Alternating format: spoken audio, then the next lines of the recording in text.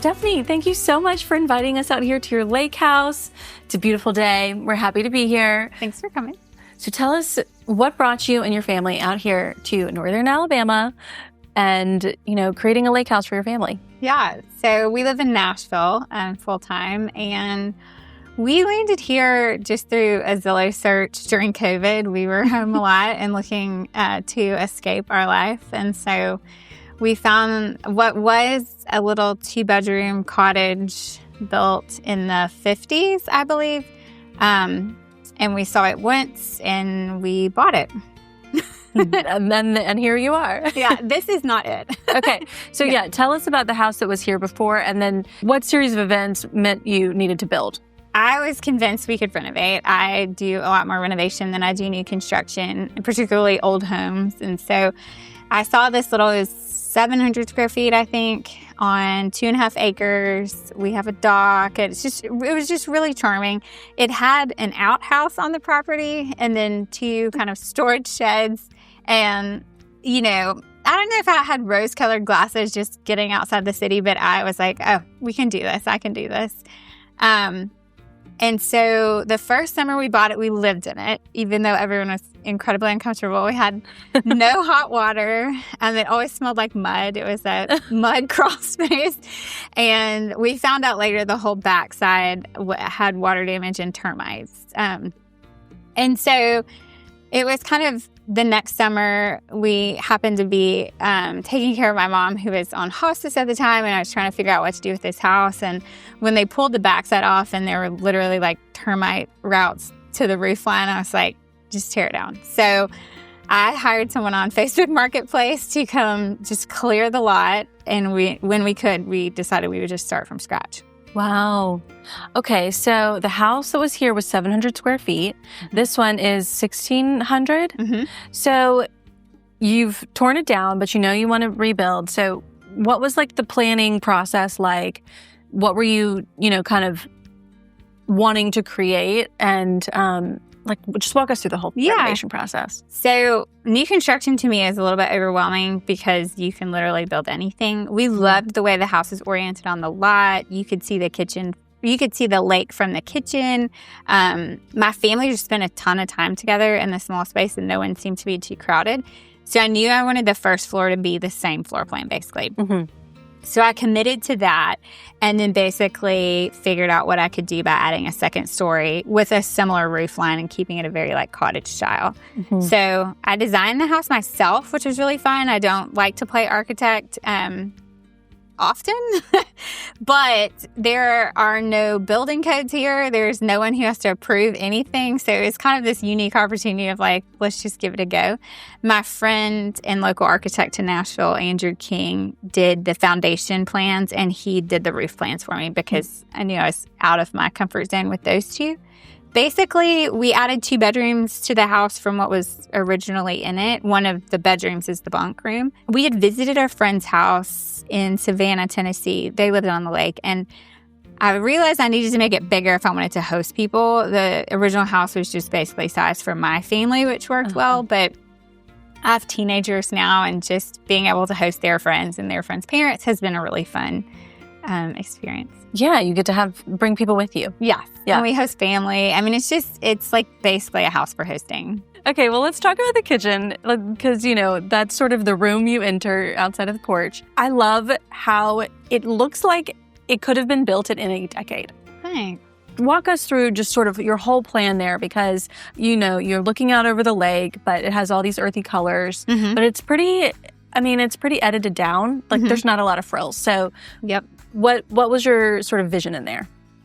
Well, it's tiny, so having not a lot of frills felt essential. But architecturally, there's no drywall exposed in the house. There's only wood or wallpaper, and that was intentional. Architect Gil Schaefer cites that as the way to make a new house look old. And so this house very much was attempt to practice what I preach. I'm always trying to, incorporate old architectural details into my work. In Nashville particularly, where I feel like old homes are fleeting because we don't have rules about tearing things down.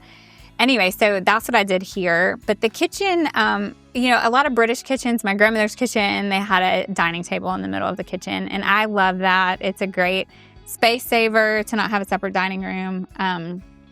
Islands have a function for sure, but islands have kind of become this industry standard, and they're not necessary in a small home, and they take up a ton of space. So we eliminated that idea and just created this kind of gathering room / kitchen, and it really works.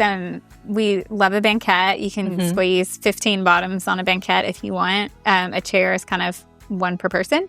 But we eat, we play card games. Like, it's just a fun hangout. And then you can see the lake from every spot in the kitchen. So that's a really neat part too. Yeah. Okay. Tell me about the paint color though, because I love how easily the inside and the outside blend with the natural surroundings.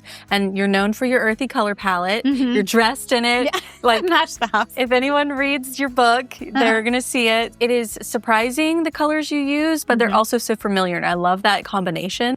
Kind of walk me through where you were thinking there. Well, I'm definitely like a muddy toned girl. I'm a lake girl as well. And so I feel like the really true primary, those kind of palettes are not my thing. A lake house felt very natural to me. Like, the palette is my palette. But I had studied on a house we did in Nashville called Palmer Avenue. It's in your book. It's in my book. This same shade of beige. This project, similar to this, had probably 7 wallpapers that we looked at. And I wanted to make sure the trim that we were going to weave through every space went with every wall covering. And that is a hard...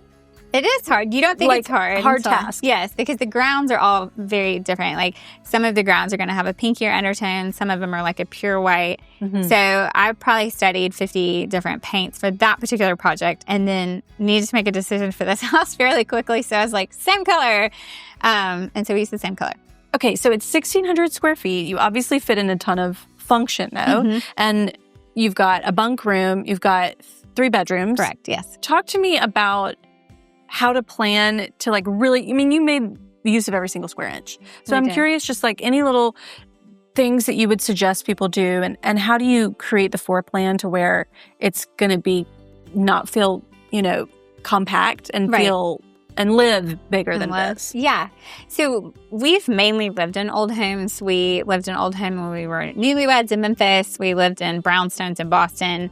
And then our house in Nashville is built in 1929. So the one thing about old homes is they don't have hallways. I don't know when people started introducing a lot of hallways into smaller homes, but it is a huge space waster to have that kind of connectivity where you can just pour from one room to the next and have everything be a functional space. So that was key with the bunk room. So the bunk room is on the landing of the stair. Instead of creating a room out of that, it's just a walk-through space, which with kids is fine. We often will have multiple genders too. So it just feels good to have everyone out on the landing and not in private rooms. Yeah, the bunk room sort of is the hallway. It is the hallway, yes. And then we really wanted to be able to host 2 families at once. So for the most part, Brian and I sleep downstairs, and then there are 2 guest rooms. One of the guest rooms has 2 queen beds. So for instance, this weekend, I'm having 2 girlfriends who are single come, and they're going to spend the night in there, and then a married couple will sleep in the other room. But just kind of, I do some hospitality work and thinking about hotels and different layouts of hotels kind of helped inform what we needed here. A lot of shared bathroom spaces. There's only 2 bathrooms inside, but then we put an outdoor shower. So that's where all the kids run as soon as they get off the boat, and it's all pretty much worked out. Yeah. The outdoor shower seems really smart because that's something with definitely a waterfront house. A lot of swimsuits, a lot of wet feet. So at least they can do that outside before coming in. And they'll wear their swimsuits and get in there 5 deep and, shampoo off and everything. And it's, that's been the best thing. Yeah. You obviously thought through it so much, but was there anything that you had to make a compromise on? What were some things that you maybe wanted but didn't end up happening? I mean, I would say compromise. There's some surprises. So I did commercial design when I first graduated college. So I pride myself on being this super efficient space planner. And the bathrooms are tiny little machines. I mean, you almost wear the bathroom when you're in there. There's not an inch of wasted space. If you are much larger than my husband and I. You might be uncomfortable. I've like pinched my finger a couple times shutting the door because it touches the pedestal sink when I shut it. I wouldn't change anything. I don't think we'll ever sell this house, but it's small. The bathrooms are, particularly the downstairs bathroom, is very small. But, I wouldn't change it. The way I laid out the family room is for talking and not watching TV, but people do watch TV. So I noticed when we're in there at night, people are like this, kind of like trying to see the way, the TV mounts. But I don't regret that either, because I really didn't want to design the house around the TV. But, kind of a last minute, I was like, we'll put a TV for game days and night movies and stuff. But, it's not the most optimal viewing angle. Yeah. But other than that, I'm pretty pleased with it. Yeah.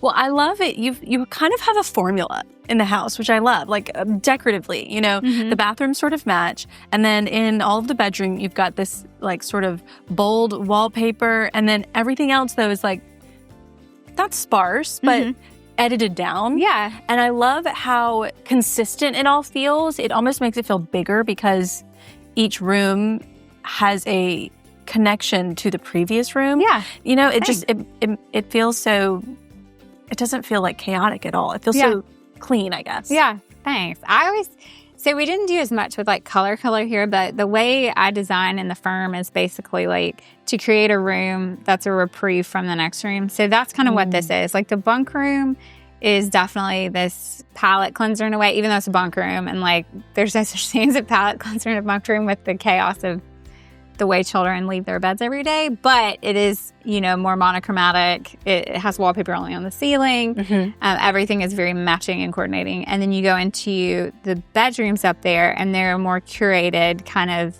mismatched, collected. And I like the difference between the two. I feel like one helps kind of celebrate the other and make it feel special. So did you sort of have that formula in mind in terms of the wallpapered bedrooms and you kind of knew going in, like, this is going to be bad? I wanted it to feel like a bed and breakfast. Like I may even still put nameplates on the bedroom, but there's like the garden room that is a lot of florals. And then there's the tent room. We have one of the guest bedrooms has a vaulted ceiling and I did a tenting stripe on it. So one feels more masculine, one feels more feminine. Like I just wanted it to feel like an experience, like you would in a hotel, just to, when my friends come, to have them feel like they'll remember it and that it was like special. Not just spending time together, but also just this is my gift and I just like sharing it with people. You have such a flow between the living space and the kitchen, and there's tons of windows as well, which, obviously helps connect it all. Tell us sort of about the living room and what you planned for in there, because you also have really made the most of every square inch in that space as well. Yes, it's probably more functional than it needs to be. So the sofa is a sofa bed. No one's ever used it. But it's there. It's there. I'm like, I am ready to pack in bodies. But most of the time, the children are up watching a movie later than I want to stay up on that sofa. So no one's ever slept on that sofa, except me one night when I first moved in. It's tiny. It fits what the furniture needs to be. I wanted a sectional and I wanted 2 chairs that swivel to see the lake. I had worked on a lake house maybe a year prior to designing this house. And what the client kept saying was, I want to see the lake from everywhere. I want to see the lake from everywhere. And I had never designed a lake house before that. And so when I did this house, I was like, okay, let's try to make the lake visible from everywhere. So the family room has windows wrapped around it. Like you really feel like you're in a tree house. We had to elevate the house quite a bit because we are in the FEMA floodplain.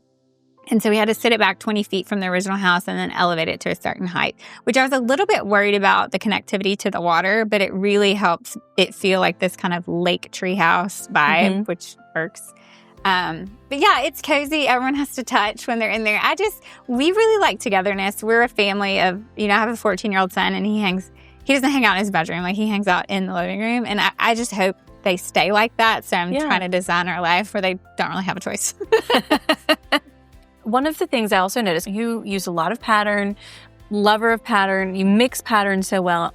And in the house, you have used a pattern, but like much more sparingly than you normally would. So I was curious, what was behind that? Well, this house has only been here for a year. And I feel like with myself, I like to take my time. So clients hire me and they want this somewhat finished product that hopefully will continue to evolve with them with art and things like that. But when I'm doing stuff for myself, I don't want it to all be done on day one. So I like to collect and add, and I see so many patterns and textiles with my job. So I like to leave little holes, and I feel like, the house could look finished as is, but I know in my head it's going to evolve to like 10 more things before, all is said and done. My friend Wes always says ABD, which he says means always be decorating. And that is my motto too. It's just like never done. If it's done, it's sad. You need to move or something. Yeah, I love that. I'm gonna use that. Yeah. Well, okay, like you've got this gingham out here, so this is like your one big print. You've got the striped sectional, which is fabulous, and then you've got the wallpaper. So you have used it a little bit. Was there certain things that drew you to certain patterns versus others? I love stripes. I feel like stripes never go out of style. I try never to be trendy and hope that everything I pick I will always love. It's not always true, but that's my goal. And so I felt like that stripe was timeless, and it's also an indoor-outdoor fabric, so I feel like people can sit on the sofa with wet bathing suit bottoms and I won't completely freak out. Out here, I try to use a pattern and then move on. I mean, I did repeat the stripe in a different room, but so I used the gingham out here. I like my outdoor furniture to match, which is random because I'm not a matchy girl, but I like matching outdoor furniture. I am surprised by that. I like a set. This is like a vintage set that I found, and I felt like all the fabric needed to be the same. So we did this indoor-outdoor gingham, and I like it. The other patterns are just honestly like, when you're a designer, you have this storage unit of stuff, and I'm always the cobbler's kid, but I love everything I have, whether it's something I messed up on or something I found. So really this house is like a collection of all the things. There are very few things I went out and purchased. It was either something I had in storage or, something I'd been dying to use. So okay, I know also a lot of the stuff was not new. It's, vintage finds and stuff. So tell us about like the beds and all of the wood pieces, because you have used a lot of wood and lots of different finishes. Yeah. Is there any rule behind that? I live on Facebook Marketplace for myself. It's not something I use a lot for clients because it is a time-consuming, like if I were looking and billing hourly, it would make no financial sense. So websites like First Dibs and Cherish make a lot more sense. Facebook Marketplace is just a pastime hobby. If I'm going to be looking at my phone, I try not to always look at social media. I don't think that's social media, but if you use it a lot, it has an algorithm and it just like feeds you things you like. So all the beds in this house are from Facebook Marketplace, even the upholstered one. We had that cleaned. That shocks me. I know, me too. I sent it to a bunch of designers yesterday and they were like, but where did you get the fabric? I'm like, it came on the bed. So that is amazing. Like one of my biggest flex. Yeah, I love bragging about finding things like that. Like I would never tell you I spent like $10,000 on something, which I would. There are things that I love in my field that are very expensive, and if I felt like it, I would splurge on it. But I wanted this house, if someone brought their dog or if someone brought their child, I just wanted it to not feel like you couldn't be comfortable. So I try not to spend too much on anything that I wasn't willing to lose because someone messed it up. And so all the beds are Facebook Marketplace. The two upstairs don't identically match, but I bet you wouldn't have known unless I told you. I retrofitted them to fit queen beds or queen mattresses. I did that for both beds upstairs. And the other one is like my best find ever. I love that bed. It is just the most beautiful. I love a spindle bed, but that one is just super unique with kind of the Federalist style headboard. And I mean, this house is better than my regular house. It's just collected. It's like I took my time. There's not much space. I'm very confident in what I do by the time I did this house. I designed our national house 10 years ago and was kind of still getting into what is my look and my vibe. And in this one, I just knew. So everything was very quick. I did not have to think on things a lot. We stuck with, stone and cedar and like all the real materials. And it's an easy formula. People are always like, how do you make an old house or a new house look old? And it's not hard. It's just choosing the right materials. Well, and being disciplined. I mean, because it's really easy to choose drywall. Right. It's harder to say, okay, no, we're going to. Right. And it's really practicing what I preach. So we chose a smaller house with better materials than a bigger house with lesser quality materials. we wanted small, and we wanted people to kind of be on top of each other and really have to interact. There's no TVs in bedrooms or really anywhere to escape. If you come here, you are hanging out unless you're going off in the woods alone. Yeah. Which we welcome, but Yeah. most people sit right here all day long. Yeah. Well, it's undeniably comfortable and inviting, and just like if you're going to go to the lake, like you want to enjoy the lake. You want to, yes. Yeah. And I loved enjoying the lake under a ceiling fan personally. Yeah. I don't want to be on the dock all day or out on the boat all day. Like, I really truly like having the kitchen right here. It's the best of both worlds. Yeah. Okay, there's another thing you did in the bedroom, which I loved, which was your king shams. I've never seen that before. Used a single king sham on each of the queen beds, and it looks fabulous. So walk me through that, because that blew my mind a little bit. Thanks. Nothing. And on the twins. You did the king on the twin, too. I did the king on the twins. Yeah. I like a king sham, well, for sure, as the back on a twin bed. It goes end to end, and it just fits well. And then you do the standard in front. On the other queen beds, if you've tried, scallops are hard to make look right on a bed without just flopping over.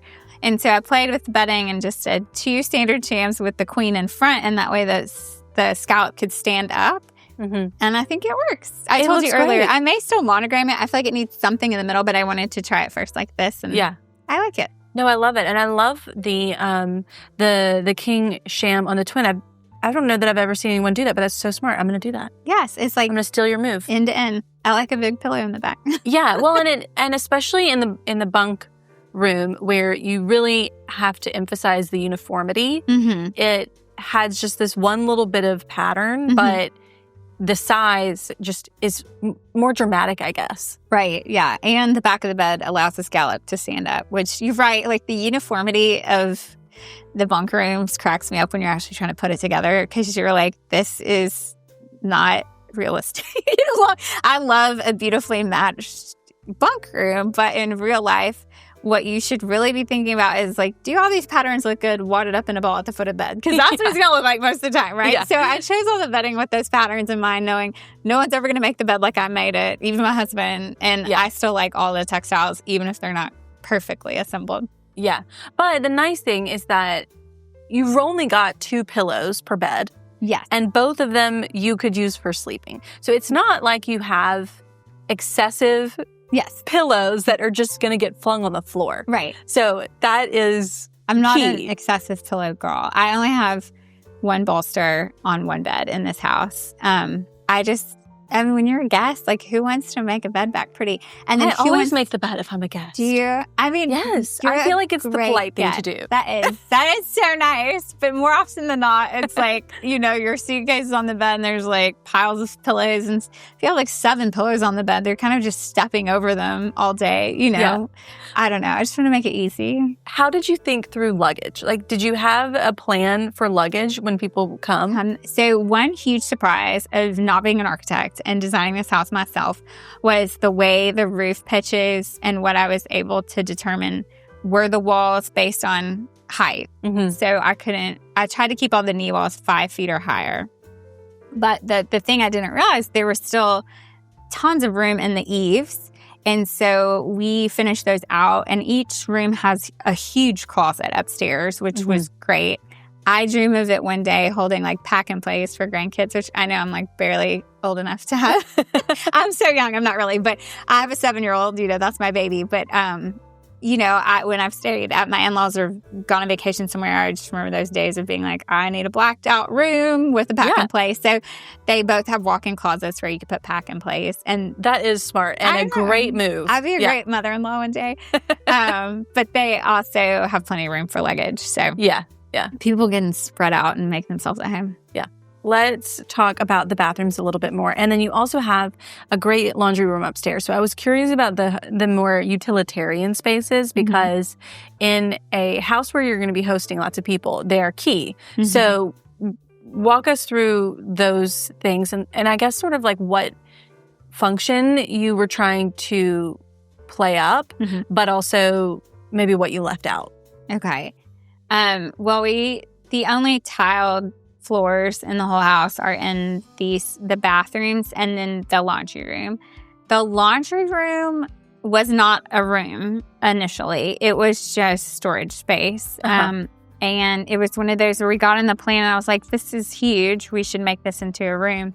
And to do that, you have to go through the bathroom to get there, which I thought might be awkward. But with the 2 bedrooms and bunk room upstairs and the amount of towels people go through, it's just a very natural, throw it straight from the shower into the laundry room type situation.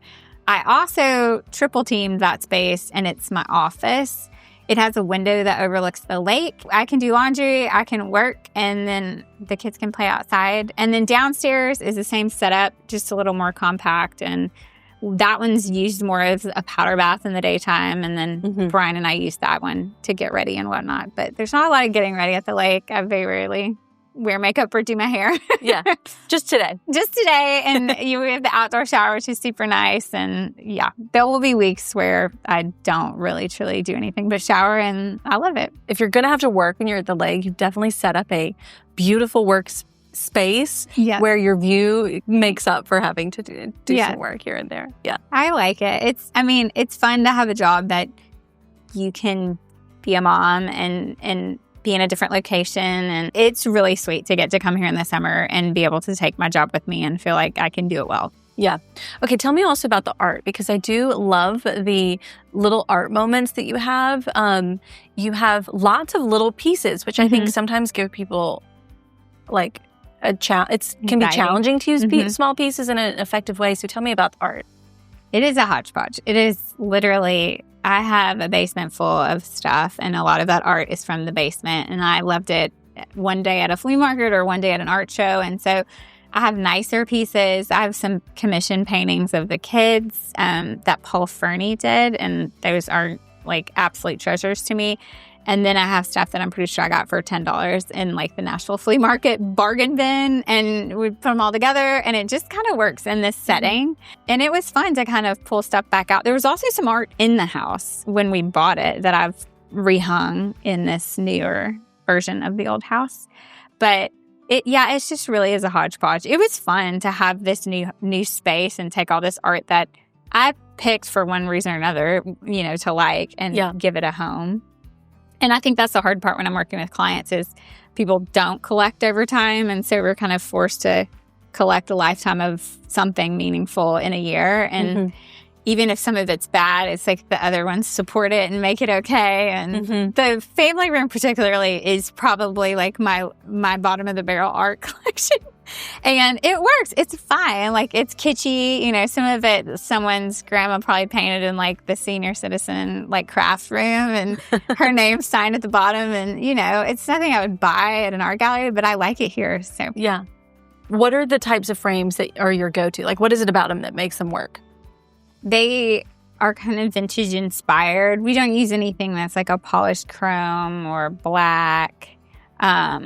Sometimes we'll use wood, but I even steer clear of wood because it tends to not have the same patina as some of the vintage ones do. And then when you pair them together, you're like, ooh, that stands out. It's mainly just to kind of like blur the lines of what's old and new. Yeah, okay. So, but like gilded finishes? Pretty much gilded is like what our go-to is. So I have some walnut ones that we use for more deep canvas type art, but other than that, we pretty much stick to the gilded. Okay.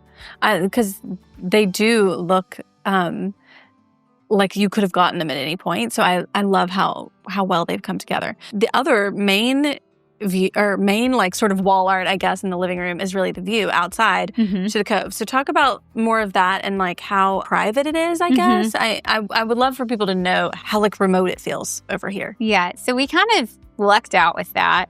We did want to do the lake as more of like an escape and not kind of a way to be social. We host, but we weren't intending to kind of become a part of the neighborhood, if that makes sense.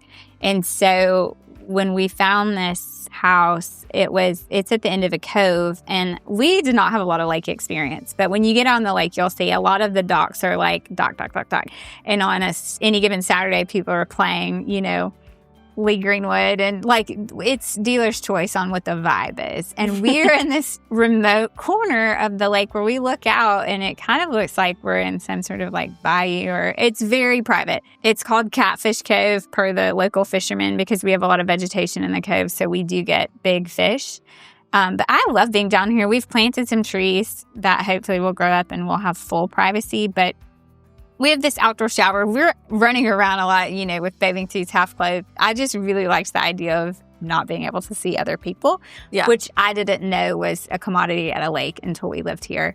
We are in low water, so it's seasonal and the water goes down starting in September and then back up in March. And so our dock will sit on the ground, which we were kind of like, oh no, did we make a bad choice the first couple of years? But the longer we're out here, the privacy is just completely worth it. Yeah. Well, I love it. And I love how the green paint color on the house really helps it blend. Was that a hard color to pick? No. It wasn't? No, this color, this is just kind of my palette. I went through a sage green phase as well. So my Nashville house is more of like this sage green that I found a still shot of a Downton Abbey space and copied. This kind of muddy color, I don't know if you were just to say, like, what color should a lake house be? To me, this is the color a lake house should be. I know, but how many different versions of this color did you try? Zero? I held a couple of actual just like paper paint samples outside of my office in the sunlight in Nashville. And then I just called the builder and I was like, paint it this color. Oh my gosh. I know. It was a lot of really quick decisions. This season of life that I designed this house was not a lot of spare time, but I do better with that. I'm a very decisive person. Yeah. I know what I like, and I very rarely change my mind. You have like a sixth sense for color. Nice. It is hard to describe. People always want to know, like, why did you pick a color? And it's not that I'm being like any sort of gatekeeper. It's just like a feeling. You either just feel it or you don't, or you see it or you don't. And I do. I think I just see color in a way that makes paint picking kind of a natural instinct. So if someone is picking their paint colors right now and they're like confused, they haven't found a color that they just love, they're waffling back and forth.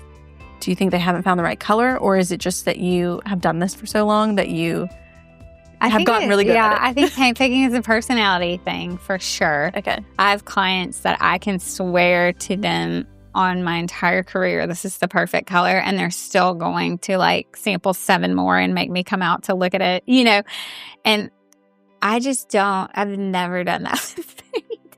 I've messed up a couple of times in 20 years where I got lazy in the past 5 years and once picked a green in my office and did not walk outside and painted someone's island this green color that I was like, I messed up. Like, I'm going to have to pay to repaint your island. So I will always get up out of my seat now. But I think some people are just, they're going to paint their whole house and still maybe not like it. It's just kind of, you just can't overthink it. Yeah. What's good one day may feel pink the next. I painted Georgie, my 10-year-old's daughter, her nursery. I painted it a coral color. When I gave birth to her, I sat in there postpartum and cried my eyes out because I said it made me too hot. And my husband was like, okay, psycho, what do you want to do? And I'm like, we have to repaint it. And so we did. We repainted it. If I had let the hormones kind of work their way out of my body, I might have been okay with the coral, So there are I'm human. Like, I'm not a perfect paint picker always, but I also think there's seasons where sometimes this feels good and sometimes it doesn't. And paint, of all the interior design tools, is the most low-hanging fruit. A gallon of paint is $45. Yeah. If you paint and you mess up, it's not the end of the world. Wallpaper, fabrics, it's a different story. But paint is live a little, play a little. You'll figure it out. Well, thank you so much for having us. I love getting to see it in real life, getting to show everyone around. And I just love your color and like the formula you've come up with here. It's so comfortable and it does feel like it could have been built 50 years ago. Thank you. That's a nice compliment. Thanks. For more conversations like this one, be sure to subscribe to the Ballard Designs podcast, How to Decorate, and follow our YouTube channel for more house tours like this one as well.